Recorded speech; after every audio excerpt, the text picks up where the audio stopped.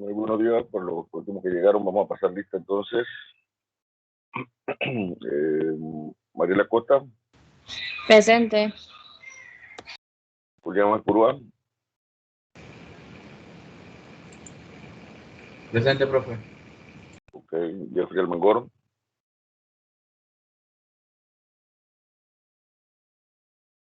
Jeffrey Almengor. Julián Armuelles. Presente. Yanela Rocha. Presente. José Caballero. José Caballero. Fátima Delgado. Presente. Gonzalo Espinosa.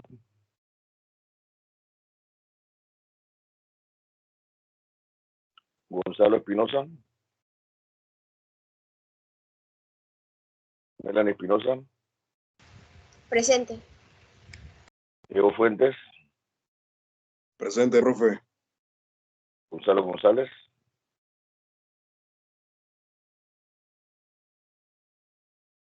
Gonzalo González. Juárez. Presente. Miguel Escano. Presente. Fernando Lescano. Presente, profe. Buenos días. Buenos días. Alexia Martínez. Presente. Tino Martínez. Presente. Seth Martínez. Presente. James Montenegro. Presente. Carolina Montezuma. Presente, profe. Michelle Morales. Buenos días, presente, profesora. Buenos días. Natalie Morales. Presente. Helen Morel. Presente, profe Natalie Morales. Presente. Helen Morel. Helen fue la que se adelantó. Sí. Entonces, Natalie está, Helen Morel también está. Ok, listo. Caroline Saldaña. Presente. Kevin Sánchez. Presente, profesor. Ricardo Sánchez. Disculpe. ¿Ah? Kevin Sánchez sí presente. Ricardo Sánchez. No. Kevin Sánchez. No. ¿Y Ricardo Sánchez? Ricardo Sánchez no está entonces. Itzelín Santa María.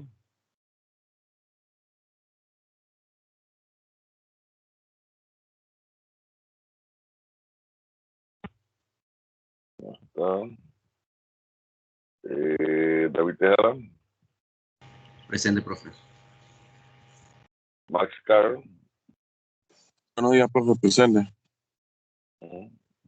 Buenos días, Antonio Tibaldos.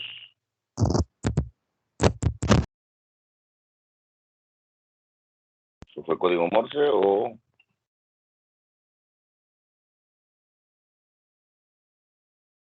Tibaldos, el micrófono no funciona.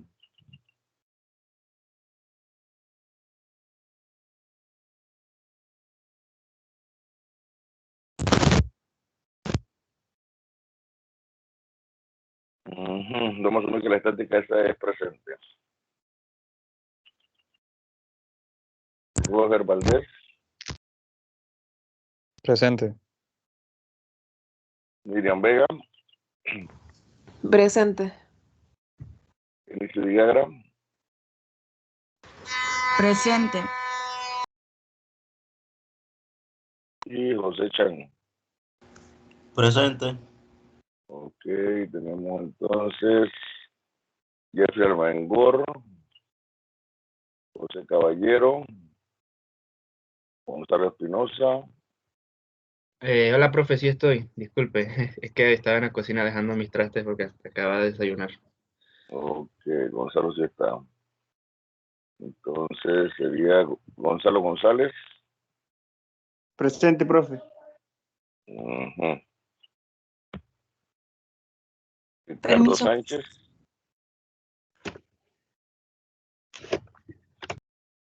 Profesor Antonio me dijo que el micrófono no le sirve, pero que está en la clase. Sí, yo escuché la estática ahí de repente. Por eso dije que asumí que ese es el código Morse que está mandando. Ricardo Sánchez no está. Itzelín Santa María.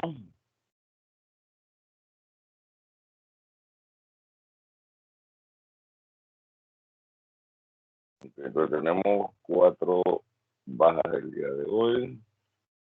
Según el conteo acá, dice que están conectados 30, así que no cuadran las cosas. ¿Quién está que no habla? Jeffrey no está.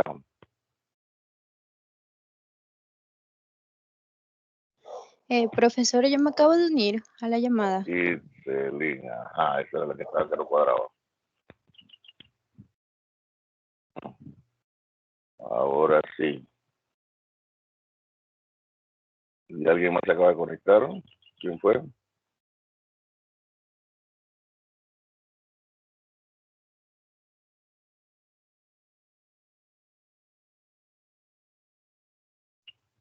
Ricardo Sánchez se acaba de conectar. Ricardo Sánchez, profe. Entonces, lo que sí están faltando es Jeffrey y José Caballero. Ahora sí está.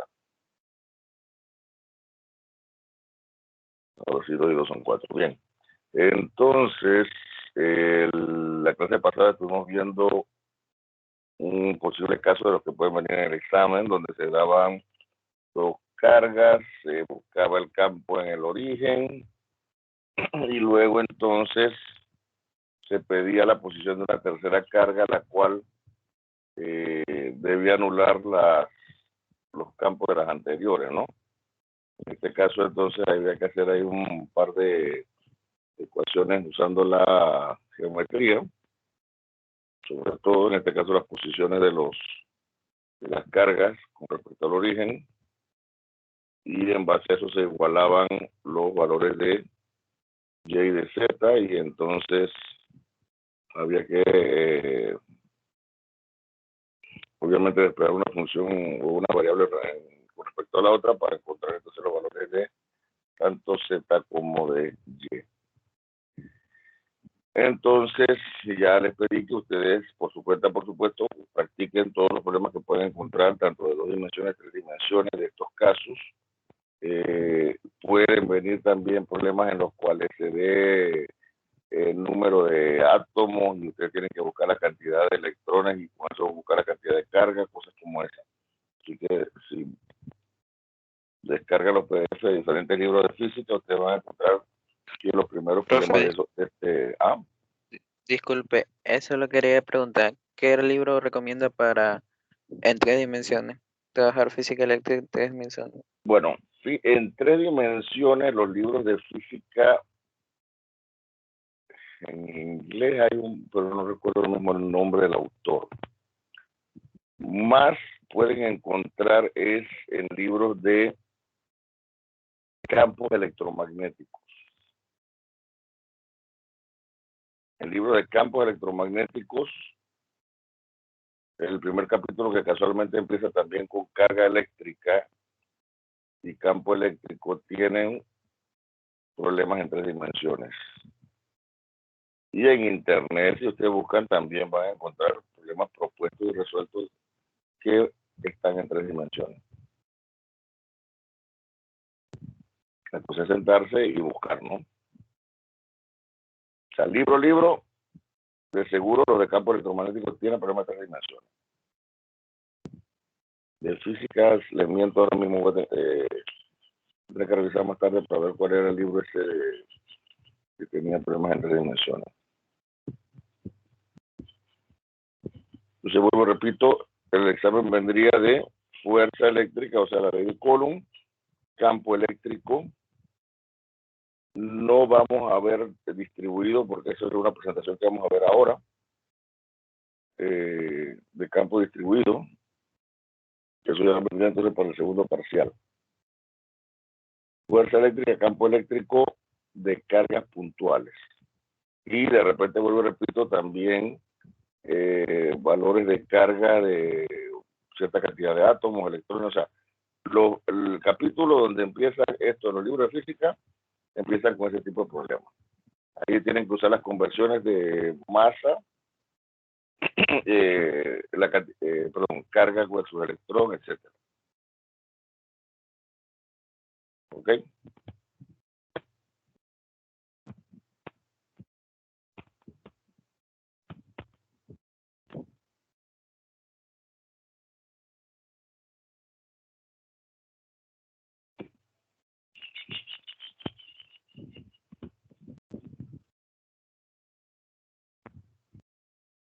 Qué bonito, me van a contar hierba aquí al lado del vecino.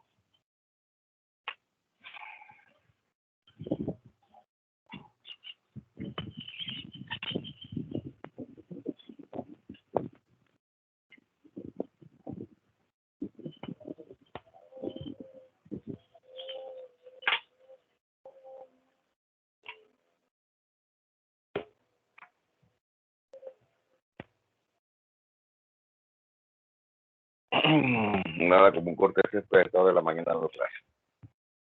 Bien, entonces, se escucha a fondo ahí el corte, ¿verdad?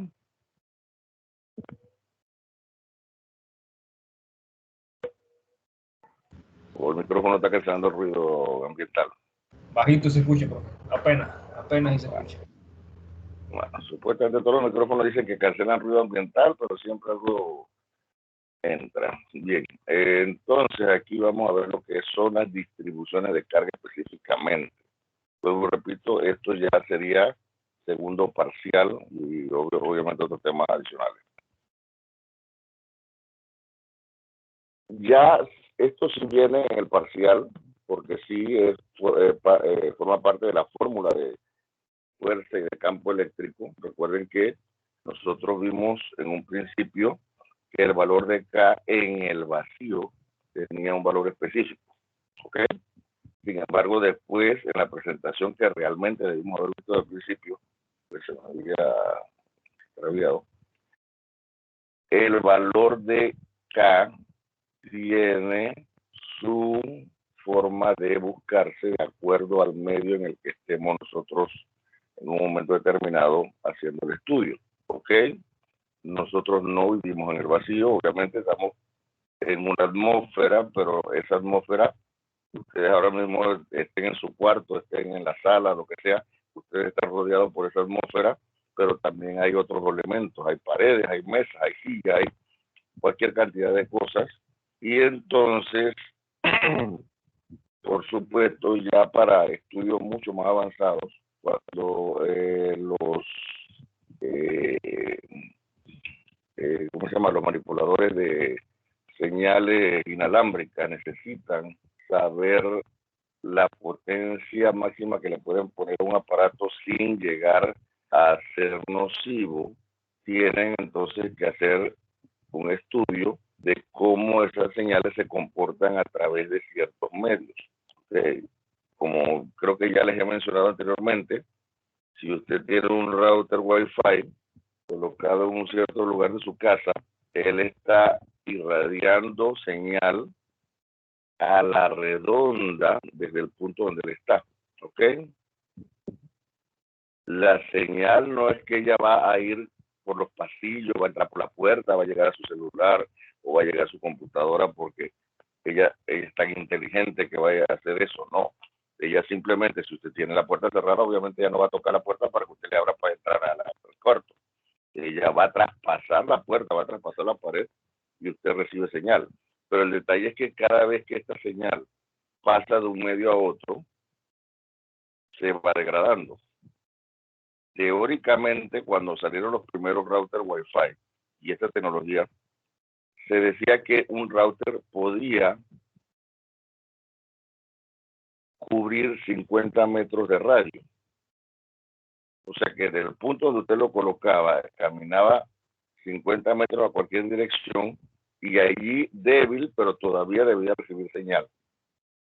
Sin embargo, por la experiencia, ustedes saben que ustedes tienen un router Wi-Fi en un lugar de la casa y quizás 2 recámaras después ya prácticamente no hay señal. ¿Ok? ¿Por qué razón? porque de repente tiene que traspasar demasiados medios entre el lugar donde él está y el lugar donde usted quiere recibir la señal. ¿Ok? Inclusive, si usted coloca un router, se va a un potrero y luego va a conectar el router ahí en medio del potrero y usted camina los 50 metros, a la hora de la hora no va a lograr que se cumpla esos 50 metros porque,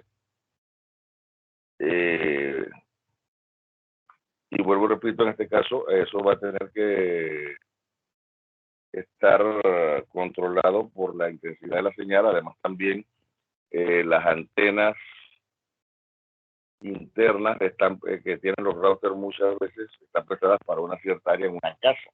No están pensadas entonces para cubrir realmente esos 50 metros. ¿Ok?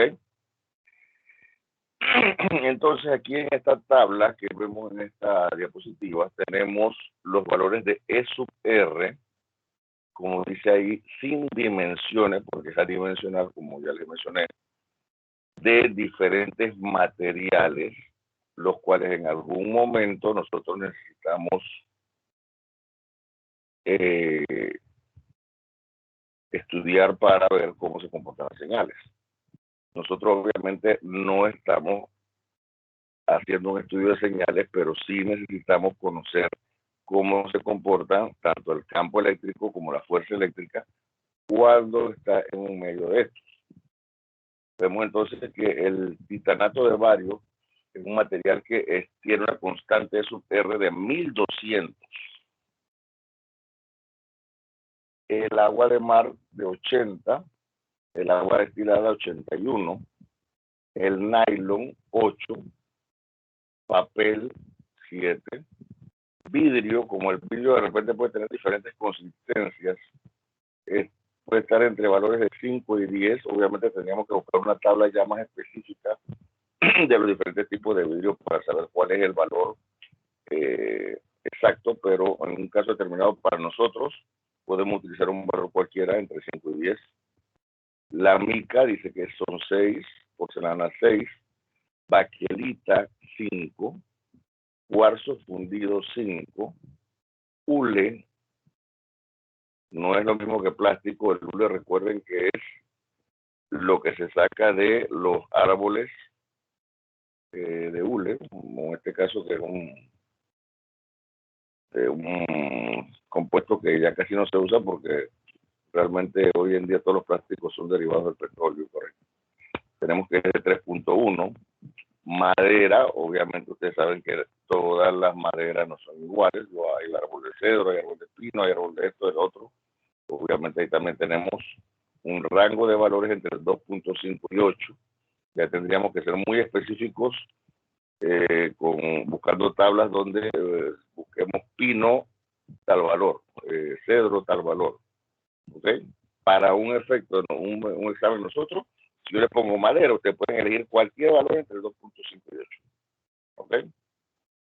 Poliestireno, ya ese es un plástico obviamente derivado del petróleo, lo mismo que el polipropileno. Estamos hablando de entre 2.55 el primero y 2.25 el segundo. Parafina, ¿saben cuál es, no? ¿Cuál es la parafina? No es el de la vela, para la vela. Exacto, 2.2. Aceite de petróleo 2.1 y el aire o a una atmósfera un valor de 1, aunque en algunas tablas lo ponen como 1.006, o sea, redondeando 1, ¿no? Así que prácticamente el aire se comportaría prácticamente como el vacío. ¿Ok?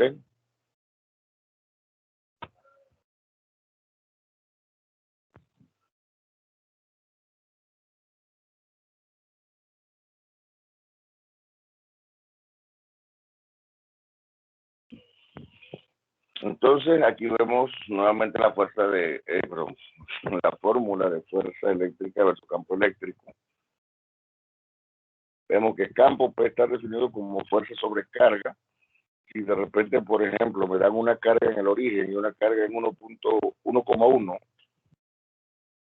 yo puedo saber la fuerza de la carga en esa coordenada 1.1.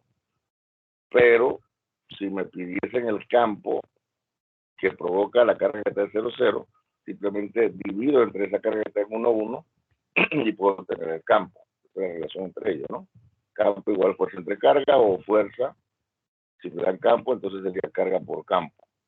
Las unidades, como dicen ahí, están en Newton Coulomb, pero también se puede hablar del volt por metro.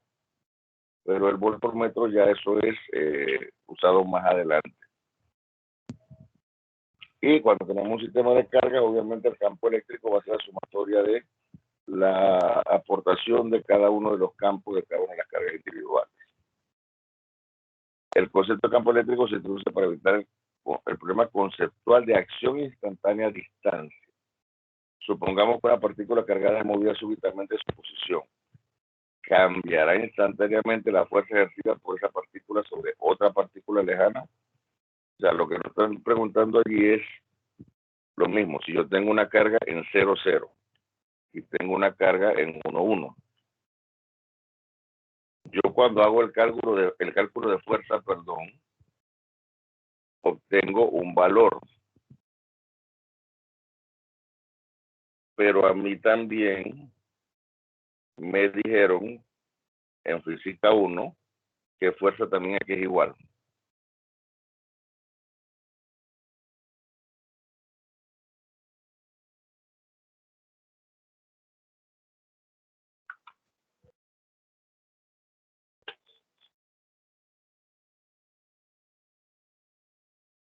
Aquí es igual fuerza. ¿Se refiere a la fórmula base masa por aceleración o es otra cosa? Correcto, esa misma. La fórmula clásica de lo que es fuerza en física 1. Fuerza igual masa por aceleración. Entonces, nosotros aquí en campo eléctrico, bueno, en este caso por ley de Coulomb, calculamos una fuerza que sería aplicada a una carga, pero sabemos que esa carga tiene masa, ¿verdad? Si es un electrón, sabemos su masa, si es un protón, sabemos su masa. Así que entonces, yo podría encontrar cuál sería la aceleración que le estaría imprimiendo en ese momento a la carga. ¿Ok? Sin embargo, a mí no me interesa el que la carga obviamente se vaya a mover.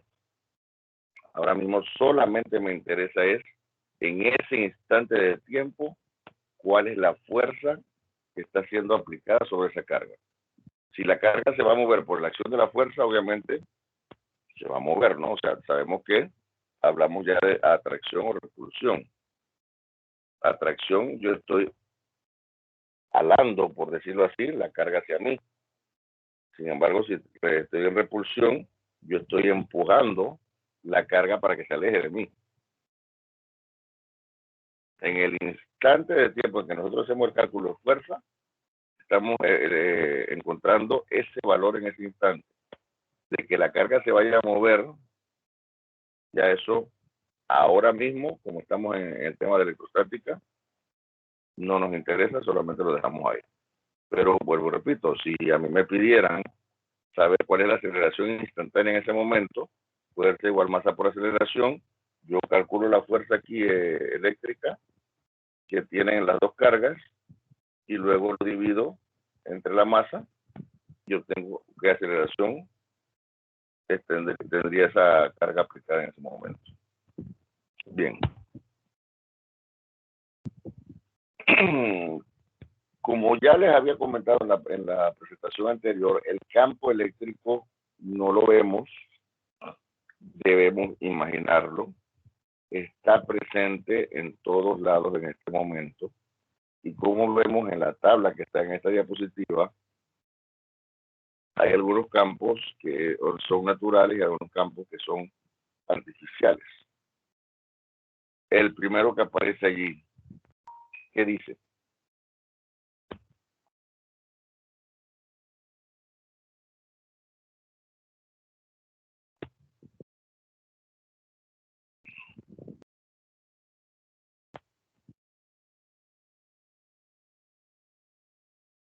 A ver ese piquín, ¿qué dice ahí? En los cables de la casa. Correcto, un cableado casero. ¿Ok?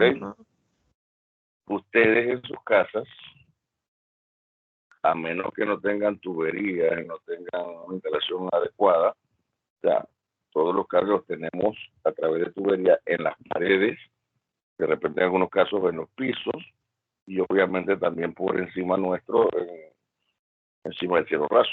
¿Okay? Tenemos una lámpara en medio del cuarto, obviamente ahí está llegando un tubo con unos cables. En las paredes usted tiene un toma corriente, tiene un interruptor, están tubos dentro de la pared llevando cables eléctricos. Entonces, la medida de mientras esté activa la electricidad en su casa, obviamente una medida más o menos estándar del campo eléctrico producido por todos esos cables, como dice allí, es de 1 × 10⁻², newton sobre coulomb. ¿Usted ve esos campos que producen esos cables? No. Sin embargo, usted está inmersa en ese campo eléctrico. ¿Ok?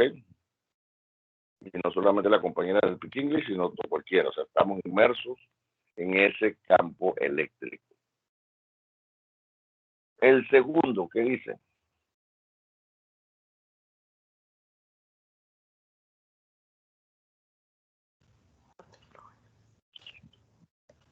Ondas de radio. Ondas de radio, 10⁻⁻1. ¿Qué hay de las ondas de radio? Ondas de radio no quiere decir solamente las ondas de la radioemisora. Eso también estamos hablando de las televisoras, estamos hablando del Wi-Fi, estamos hablando de la data de su celular, estamos hablando de la misma señal también de audio de telefonía celular y cualquier otro tipo de comunicación inalámbrica entra en lo que es ondas de radio. No la vemos tampoco, sin embargo, usted sabe que si necesita buscar algo en internet, usted va a su computadora, utiliza celular y usted está recibiendo una señal que no ve. Ese campo generado por todas esas señales de radio más o menos tiene un valor de 10⁻⁻1. Vean que estamos subiendo en magnitud. La tercera, creo que es bastante fácil leer qué dice ahí, ¿no? En la atmósfera. O sea, atmósfera, todo el entorno nuestro, 10⁻². O sea, imagínense, o sea, el campo eléctrico de la atmósfera es mayor que de las ondas de radio y de las señales que tiene usted dentro de su casa por los alambres. Es algo presente en la atmósfera. ¿Ok? El que sigue, ¿cuál es? Creo que en la luz del sol. O sea, la atmósfera 10⁻², al añadiéndole que estemos en un día soleado, como hoy por mi casa, por supuesto, amaneció totalmente despejado, no sé si en su casa también. O sea, el salir afuera ya entonces aumenta un poquito ese campo eléctrico presente alrededor nuestro. 10⁻³. ¿Cuál sigue? Creo que bajo una nube de tormenta. Bajo una nube de tormenta, o sea, no está lloviendo, simplemente como el día de ayer, todo nublado, todo feo. No han caído rayos inclusive, pero de repente puede ser que se produzcan.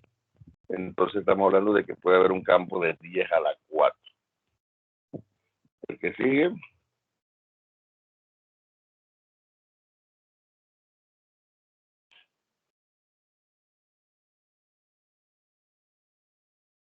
En un relámpago, en un trueno.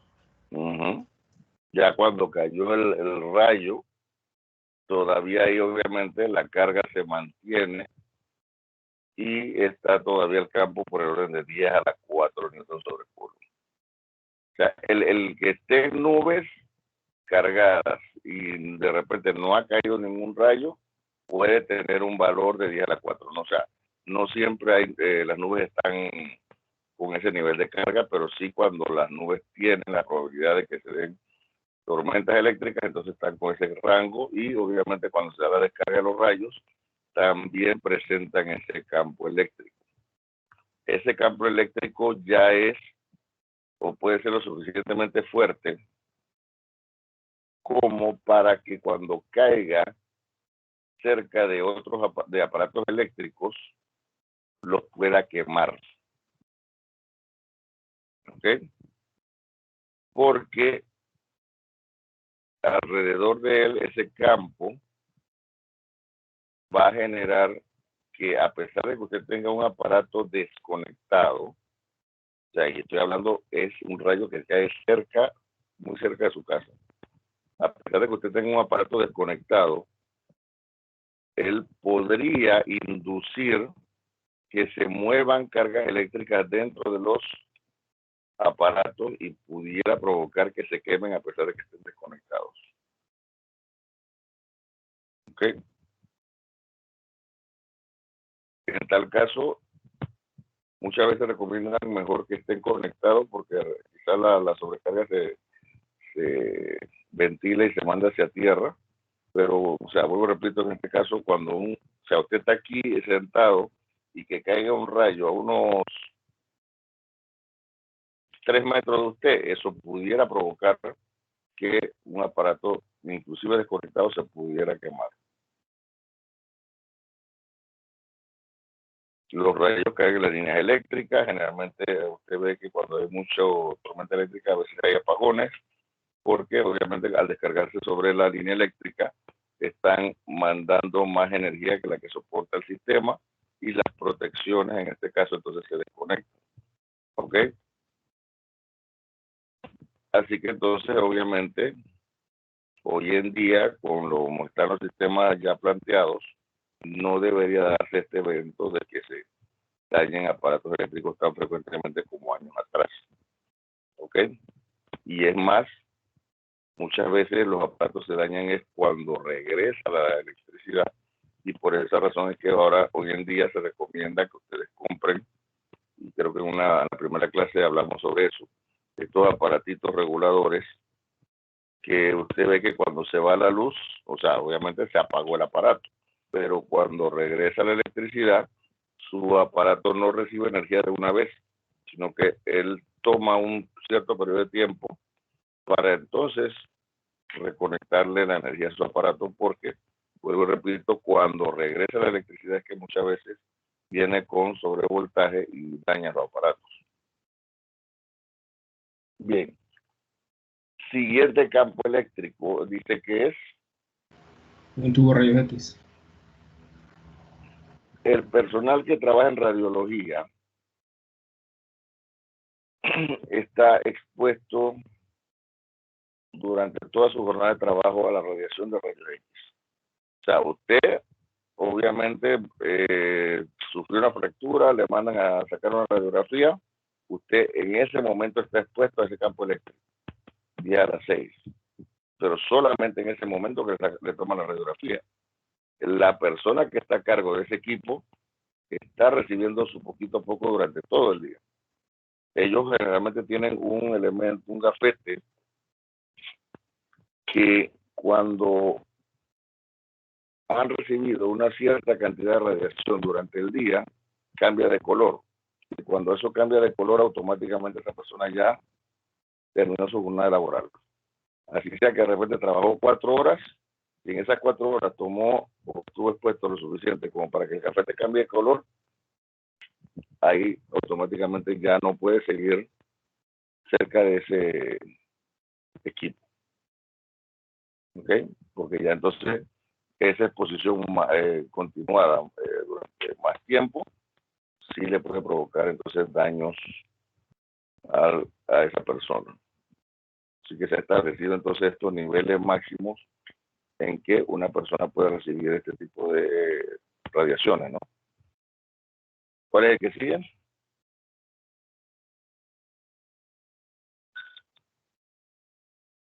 Un electrón en un átomo de hidrógeno.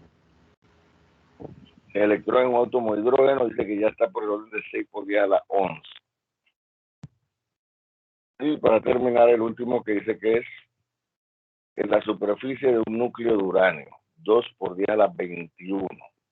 Vemos que entonces ya, obviamente, el uranio, que es un elemento que nosotros conocemos como elemento radioactivo, genera un campo eléctrico 2 por 10 a la 21. Ya eso entonces la radiación de ese campo eléctrico y obviamente otras ondas que él emite son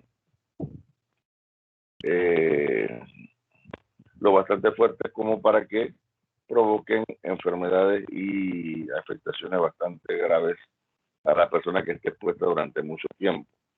Sabemos la historia de una señora llamada, o la conocemos por el nombre de Marie Curie, ¿no? ¿Alguien puede decirme algo respecto de ella?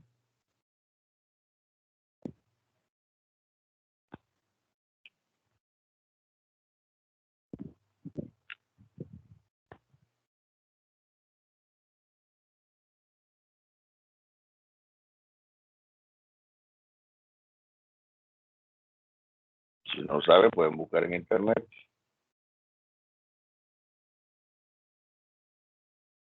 Madame Curie. Yo creo que sí me habían comentado un profesor de ella. Lo único que recuerdo es que, no sé si, profe, si disculpe si me equivoco, pero creo que cuando la sepultaron con una caja de plomo, creo que fue. Porque era tanta la radiación que tenía almacenada en su cuerpo que aún acercarse a ella era nocivo para las demás personas. Es lo único que recuerdo, porque sí sé que en algún punto un profesor nos había comentado sobre la historia de ella. ¿Y por qué fue que ella llegó a ese nivel? Porque ella fue quien descubrió la radiación. Ella experimentaba con uranio.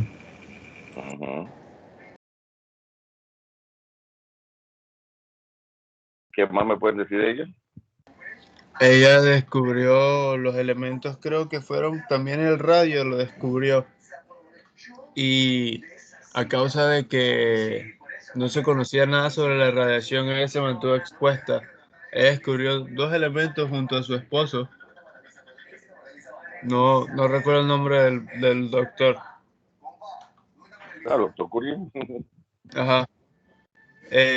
Sí, creo que fue el radio y el uranio, los 2 elementos que ella descubrió. Y el polonio también, que lo nombró así por la ciudad natal de ella, si no me equivoco.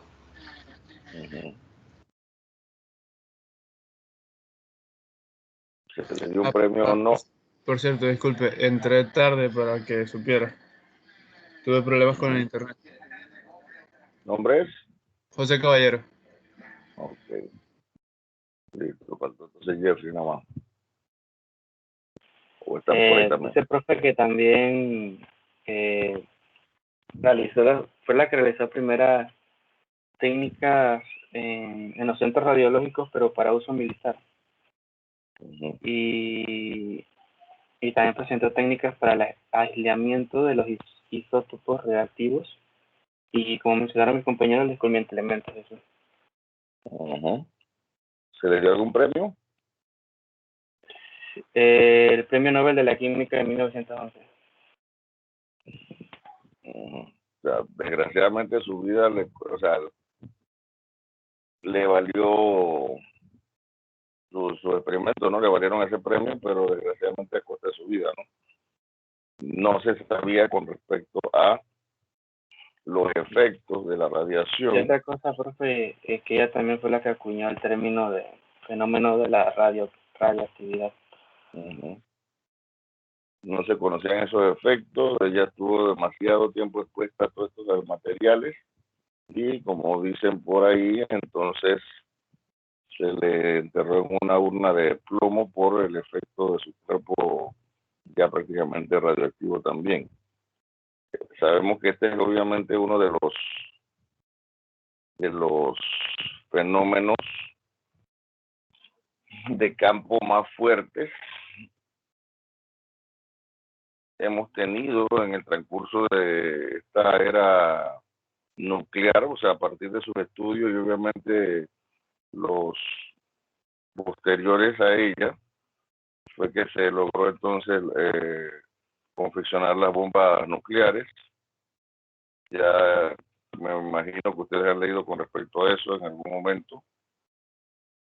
A pesar de todas las cosas que ya se sabían con respecto a lo que le pasó a esta señora y a otros investigadores, o sea, ella fue la más famosa, pero obviamente hubo otros investigadores que también manipularon estos materiales y sufrieron las mismas consecuencias. Cuando se crearon las bombas nucleares y se lanzaron en Japón, aún así el ejército norteamericano hizo investigaciones con personas sin que ellas lo supieran para ver cuál era el efecto de la radiación sobre los organismos vivos. En este caso, si leen ustedes algo de historia, van a encontrar que pusieron a algunos soldados, después de hacer estallar una bomba nuclear, pusieron a soldados a caminar en una zona cercana donde se había dado el estallido nuclear. Y por supuesto que estos soldados de una vez enfermaron por estar bajo los efectos de estos campos radioactivos. Pero se hicieron ese tipo de pruebas en muchos casos de consentimiento y a veces sin el conocimiento de las personas. Simplemente como eran soldados y le dice, usted tiene que marchar por aquí y ellos tienen que marchar por ahí. No sabían que de repente se había hecho estallar una bomba atómica y bueno, lamentablemente muchos de ellos murieron. Recientemente, en los años 80 hubo un desastre nuclear en una planta en Ucrania, Chernobyl. En este caso,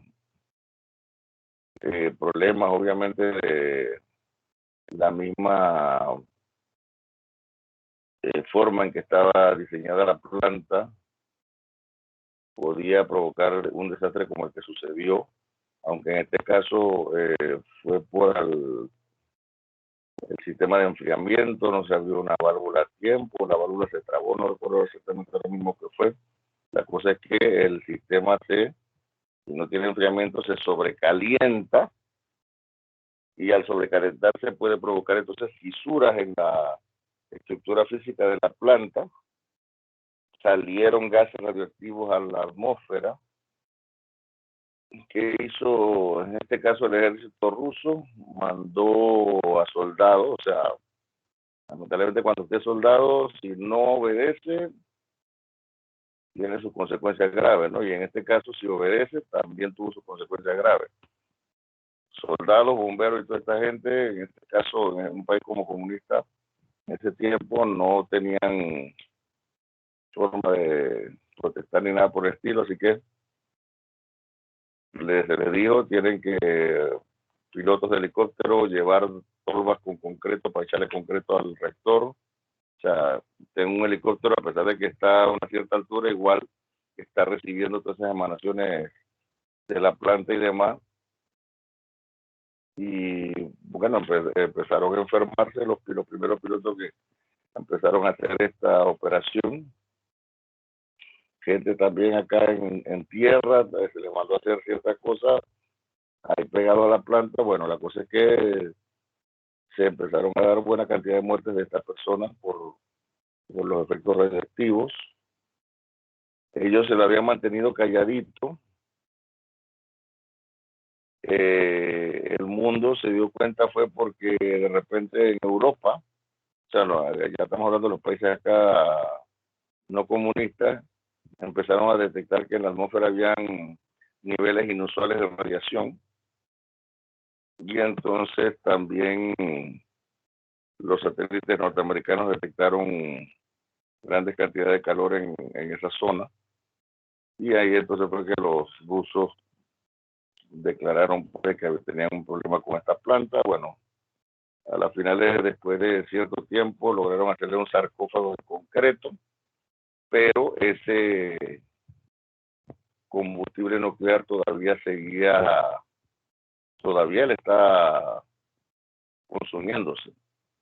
Y y supuestamente se han detectado durante el curso de estos años, a pesar de que hicieron si investigan ustedes, un ataúd del concreto, por decirlo así, o sea, le echaron cualquier cantidad de concreto encima, y internamente eso está súper caliente, y se han producido fisuras nuevamente en ese sarcófago, fisuras que ellos tratan nuevamente de sellar para que no se den más escapes, ¿no? Profe, cuando estaban intentando sellar eso, no lo podían hacer desde un helicóptero con una máquina porque habían como muchos escombros, entonces lo hacían hombre a hombre, uno por uno, y creo, si mal no recuerdo, o sea, ellos solo podían estar como un minuto y se turnaban. Si ya estaban más de ese tiempo, ya estaban como súper afectados a pesar de que ellos tenían como el equipo y tenían la protección, pero, o sea, era tanta la radiación que había ahí, en ese lugar específico.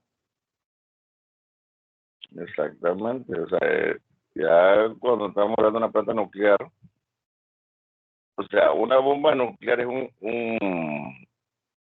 es una fisión descontrolada, ¿no? O sea, una separación de los átomos descontrolada que obviamente produce ese estrago en un periodo corto de tiempo. Sin embargo, una planta nuclear es una fisión controlada. O sea, yo estoy dividiendo átomos, pero a través de ciertos mecanismos yo controlo la cantidad de átomos que se están fisionando, por decirlo así. El detalle es que eso lo hago para producir calor. O sea, uno de los efectos de una explosión siempre es el calor. Acá entonces, al estar haciendo esa fisión controlada constantemente, yo entonces estoy calentando agua, esa agua la convierto en vapor y ese vapor entonces me mueve a una turbina de vapor que es la que genera electricidad. Porque hay muchas personas que piensan que cuando se habla de que una planta nuclear es porque yo voy a agarrar un pedazo de uranio y le voy a conectar dos cables y ya con eso tengo energía. La energía se hace a través de ese tipo de conversión de una cosa a la otra. O sea, del calor que obtengo de la fisión, produzco en el agua la ebullición, genero vapor de agua con bastante presión para que entonces él sea inyectado en una turbina de gas, de vapor, y la turbina entonces obviamente acoplada a un generador, entonces la que genera electricidad. Y bien, como lo dice usted, o sea, por helicóptero no toda la operación se pudo realizar, había personas en el suelo, en el terreno, pero que o sea, se trató de que no estuvieran expuestas durante mucho tiempo a los efectos, pero igual, o sea, la radiación que está en ese lugar todavía, o sea, a pesar de que está el sarcófago, esa ciudad se clausuró. Supuestamente a kilómetros alrededor está prohibido vivir, y a pesar de eso hay personas que han repoblado algunos edificios que fueron desalojados y están viviendo allí. Han regresado hoy en día algunos de los viejos residentes y personas nuevas que de repente también, como no tienen dónde vivir, se han hecho su hogar en esa área, pero, o sea, el detalle es que están expuestos a estas radiaciones que todavía están presentes, lamentablemente. Más recientemente, hace ya creo que 10 años, en Japón, no fue por problemas humanos bueno, sí hubo un problema de diseño ahí, que fue el que provocó que un desastre que pudo haber sido como el de Chernobyl. Se dio un terremoto, o sea, Japón está en una zona sísmica y está constantemente con movimientos sísmicos. Se dio un terremoto bastante fuerte, pero en la zona marina. En este caso, el terremoto no afectó a la planta. ¿Qué pasó? Que ese terremoto, como fue en zona marina, provocó un maremoto. El maremoto, entonces, o tsunami, como quieran llamarle, cuando llega a tierra firme, llega a a lo que son las islas de Japón. En la planta esta de Fukushima, el sistema de enfriamiento, las bombas de enfriamiento de la planta estaban en la parte exterior, en un lugar donde, o sea, prácticamente estaban al aire libre. Pues. Y el maremoto barrió con esas bombas. Obviamente, la planta, al estar sin el sistema de enfriamiento, empezó a darse sobrecalentamiento de la planta. O sea, en este caso, esta planta estaba mejor diseñada que la rusa. Ellos tienen algunos otros protocolos que ayudan a que se retarde una catástrofe como la de Chernobyl, pero igual entonces tuvieron que actuar personas, meterse dentro de la planta para tratar de arreglar estos sistemas de enfriamiento que desgraciadamente, o sea, pero en este caso fue voluntario, no fue obligado como en Rusia. Estas personas entraron voluntariamente porque ellos sabían que que ellos entraran y actuaran rápido iba a servir de que se salvaran muchas vidas, ¿no? Y en este caso fue los bomberos y esa cuestión, ellos entraron voluntariamente y bueno, se controló la situación y no se dio un Chernobyl en esta planta de Fukushima. Entonces, ese es uno de los más grandes peligros que tienen este tipo de plantas. O sea, una planta pequeña, nuclear, pudiera, si nosotros instaláramos una planta nuclear aquí en Panamá, pudiera prácticamente abastecer a todo Panamá de energía.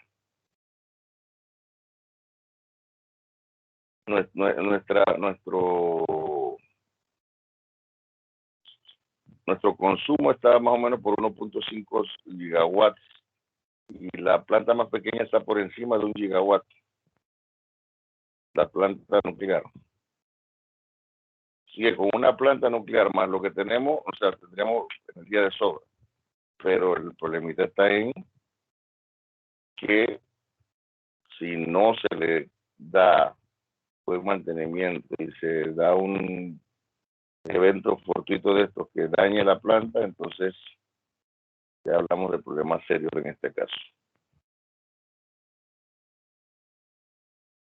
Y pensar que de repente cuando se empezaron a construir las primeras plantas nucleares, por ejemplo en Estados Unidos, hacían propaganda de que en el futuro todo iba a ser movido por energía nuclear.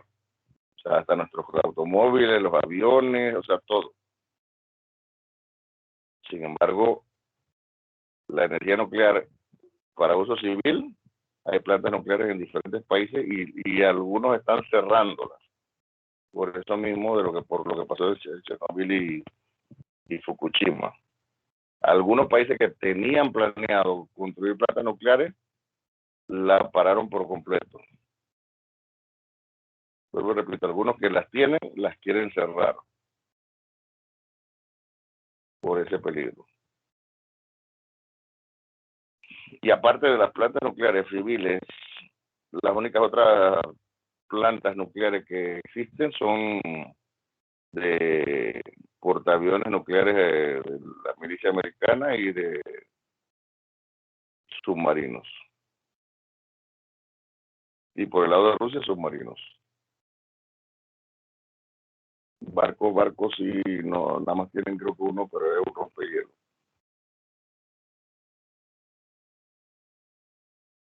Bien. Entonces, como ven, cuando hablamos de las ondas de radio, son niveles bastante bajos. Sin embargo, como creo que lo mencioné también anteriormente, muchas veces cuando una empresa quiere poner una antena de transmisión de X compañía celular, las personas se ponen a decir que le va a dar cáncer, que no sé qué, o sea, la cantidad de radiación que están recibiendo es mínima en comparación a cuando hay una tormenta eléctrica. Claro, la tormenta eléctrica no está durante todo el día, pero durante el momento en que está la tormenta eléctrica estamos expuestos a este nivel de campo eléctrico. 10 a la 4.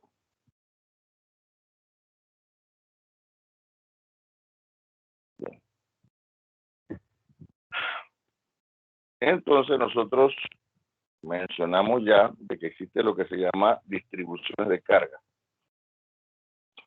Aquí vemos entonces una representación de lo que sería una distribución continua de carga. Vemos un objeto, parece una piedra, parece una papa, no sé qué usted ve aquí con este objeto. El detalle es que ese objeto en total tiene una carga Q mayúscula. Queremos saber el campo eléctrico en un punto P. Nosotros entonces tenemos que buscar un diferencial de carga en todo el objeto para buscar entonces al final cuál es el campo en este punto P.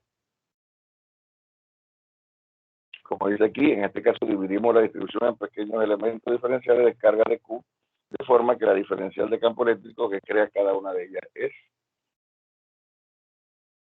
diferencial de campo eléctrico igual a K por dQ sobre R al cuadrado por el vector unitario.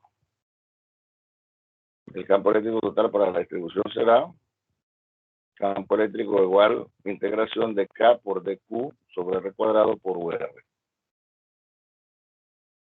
En los libros está planteado este tipo de fórmulas integrales para las distribuciones lineales, superficiales y volumétricas. Como ven allí, se establece que hay un valor llamado lambda para la lineal, que es el de Q sobre dL. Para la superficial se llama sigma, la letra esa griega, el de Q sobre ds. Y volumétrica, la letra ρ, que es el de Q sobre dv. Y entonces la fórmula integral para cada una de estas distribuciones sería la que estamos presentando ahí. Integración lineal, integración superficial, integración volumétrica. Lineal sería una integral simple. Superficial, como ya tenemos dos dimensiones, sería de repente una integral doble. Y la volumétrica, obviamente, como son ya tres dimensiones, sería una integral triple, perdón. Pero ya existen fórmulas en las cuales no tenemos que llegar a la integración. Simplemente la fórmula ya está planteada para el caso determinado. Por ejemplo, allí vemos una línea de carga que sería esta línea azul o celeste, no sé cómo la ven ustedes, con carga positiva. Se está haciendo un diferencial de línea para encontrar en el punto P el diferencial de campo. En este caso, entonces, la fórmula integral dice que es la integración lineal de 1 sobre 4 pi epsilon 0, si estuviéramos en un medio diferente, epsilon sub r, por dq sobre r al cuadrado por UR. Y el dq sería reemplazado por lambda por dl. Cuando es superficial, entonces vemos aquí que simplemente el dq se cambia por sigma por ds. Y cuando es volumétrica, entonces se cambia el dq por ρ por dv.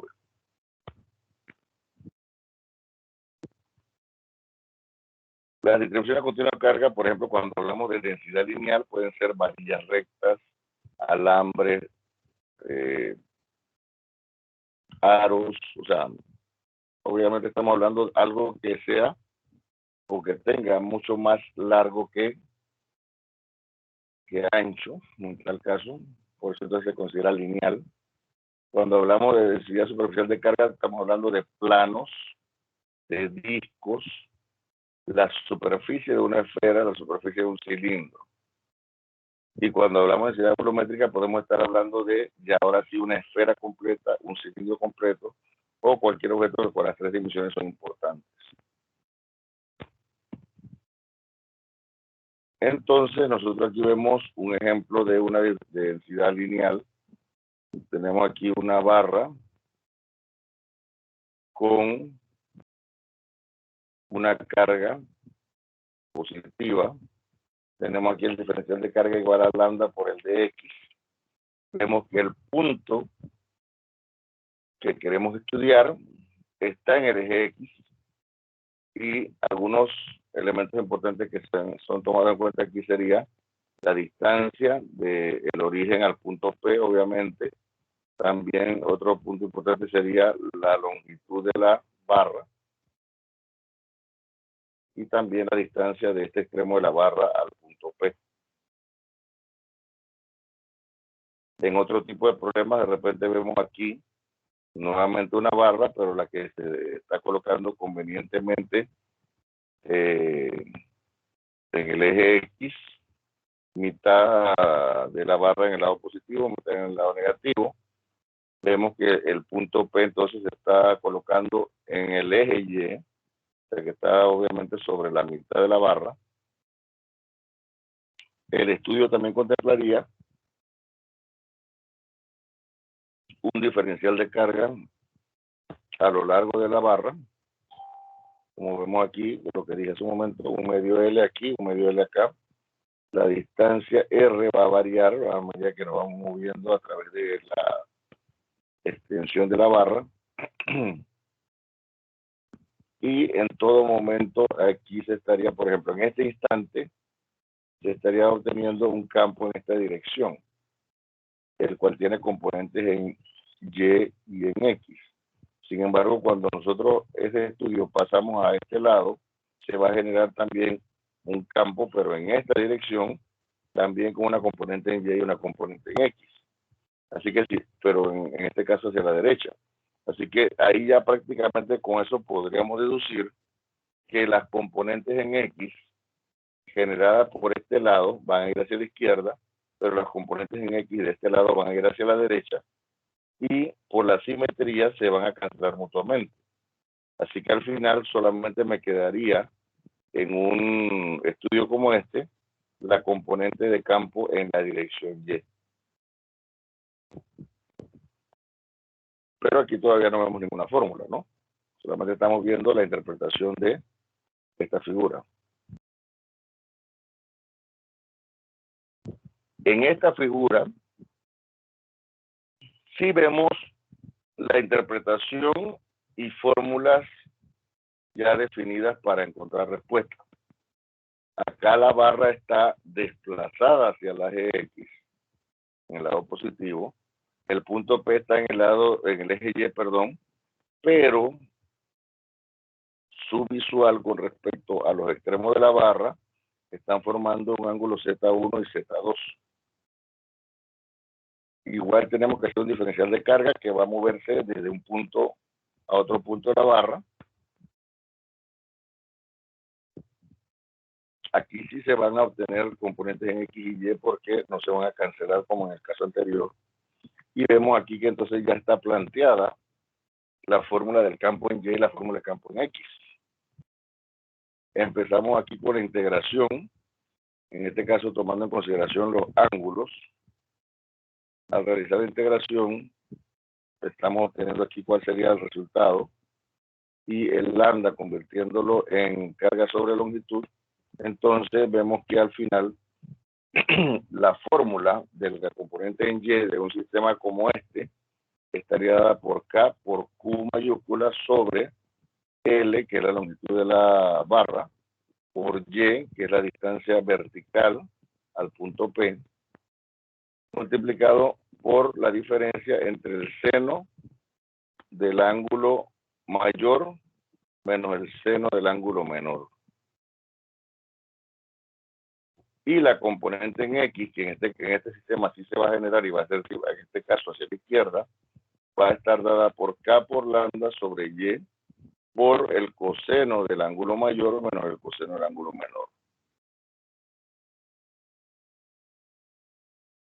Este lambda podría convertirse también en Q sobre L y la fórmula quedaría como K por Q mayúscula sobre L por Y, por coseno de Z2 menos coseno de Z1.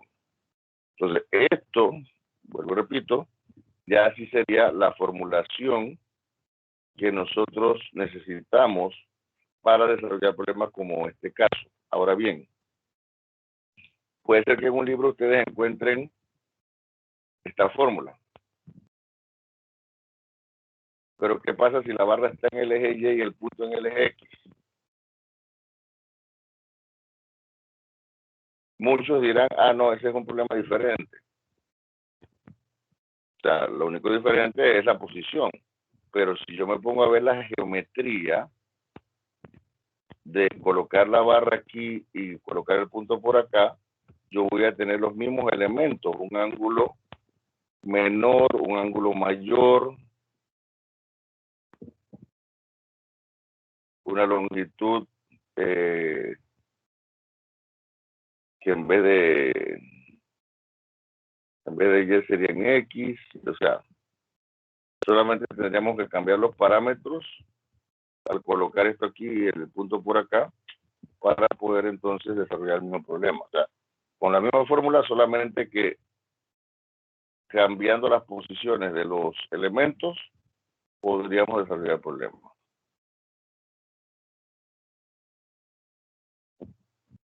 Hay algunos casos, o sea, esta barra es finita, tiene una longitud dada. Sin embargo, hay algunos problemas que dicen que tenemos una barra infinita. O sea, una barra infinita obviamente no tenemos una longitud dada.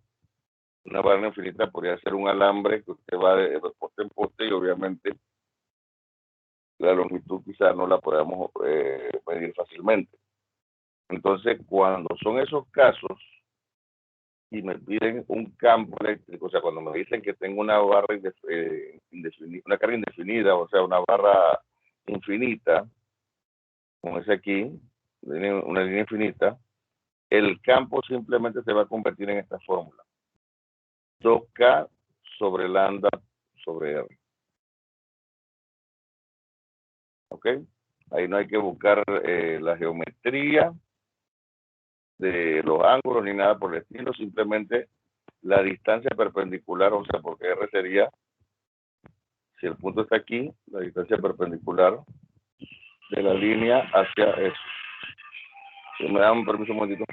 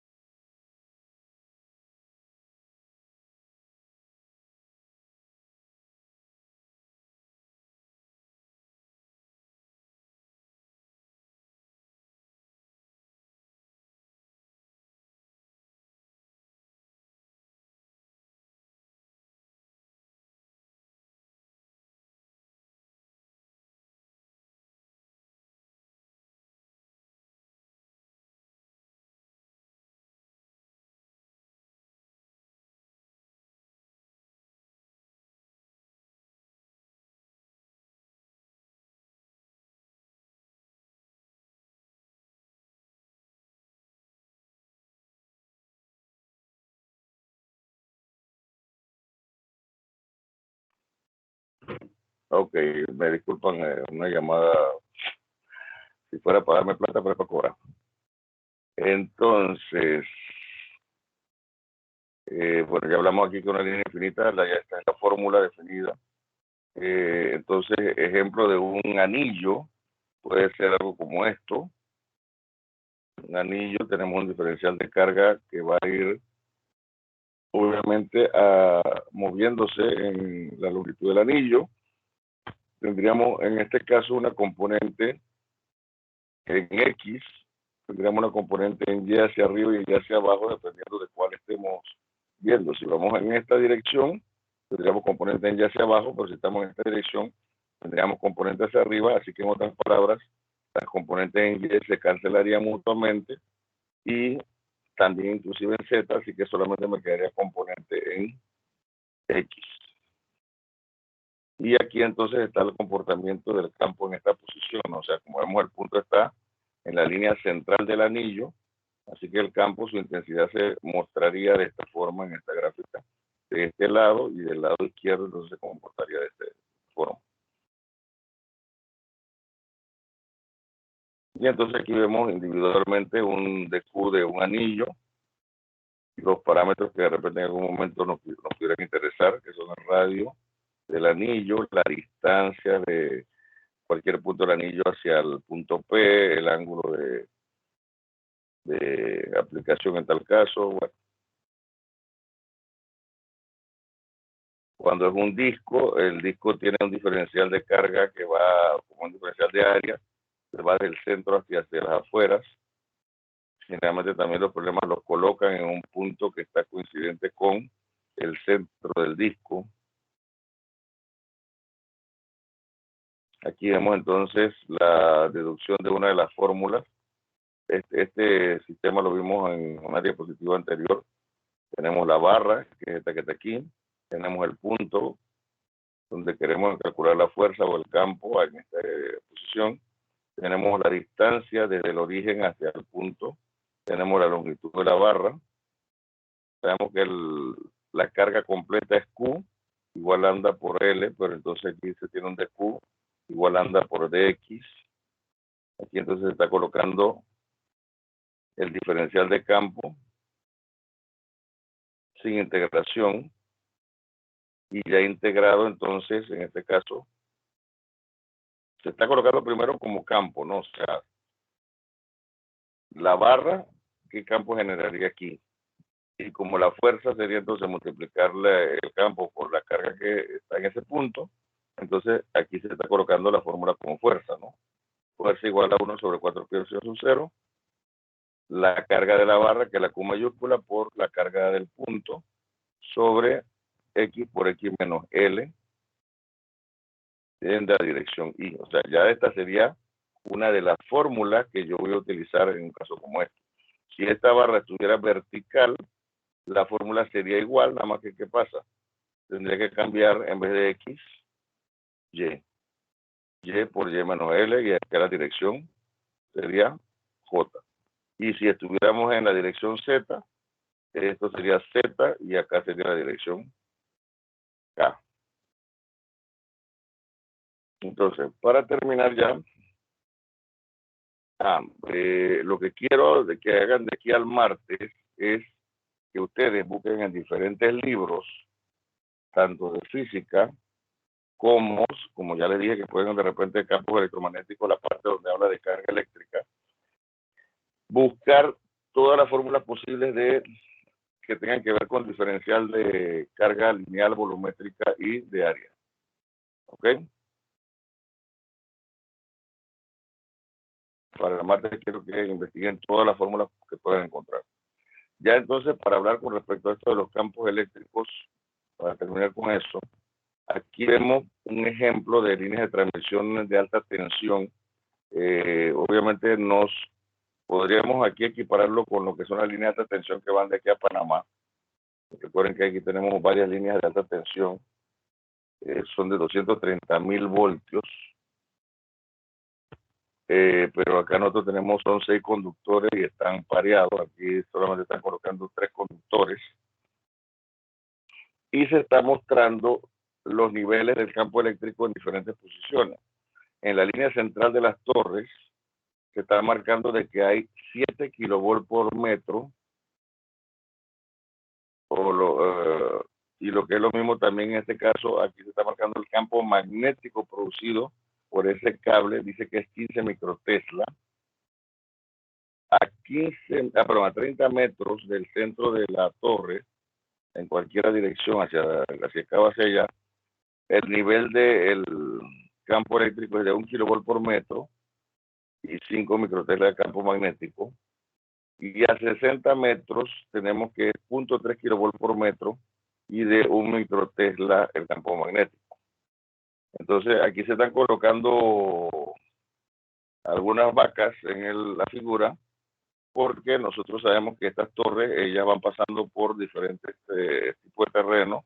En algunos casos pasan por alguna finca donde obviamente se cría algún tipo de ganado o equinos o lo que sea, en este caso vacas, o sea, que si las vacas estuvieran siempre pastando por debajo de los cables, ellas estarían expuestas a estos campos eléctricos que son obviamente más fuertes que lo que nosotros hablamos de lo que está dentro de una casa o algo por el estilo.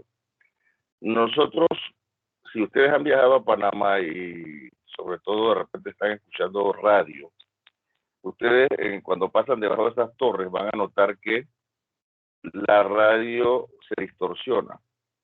La señal de la radio se distorsiona debido a estos campos eléctricos. En este caso, la señal de la radio va a ser menor que la intensidad del campo eléctrico que tenemos debajo de estas torres, y por eso en este caso se distorsiona. Y si de repente usted está por ahí de aventurero, está en alguna caminata campo traviesa, lo que sea, si usted está utilizando una brújula y se acerca a estos alambres, o sea, obviamente no se va a trepar a un árbol para hacer el alambre, estamos hablando de caminando y pasa por debajo de ellos, usted va a percibir la electricidad de dos maneras. Una, se va a escuchar un zumbido. Los mismos cables, como está pasando a través de ellos, una alta tensión, se va a escuchar un zumbido. Y si tiene en su mano una brújula, en la brújula automáticamente ella va a perder el rumbo de la Tierra, o sea, si ella estaba marcando el norte terrestre, lo va a perder y va a indicar en otra posición de acuerdo al campo magnético que esté generando estos alambres. ¿Ok? Son las 9:30, creo que tienen clase, ¿verdad? Me dijeron que tienen clase en la siguiente hora. Así que entonces vamos a dar la clase aquí por hoy. ¿Alguna pregunta?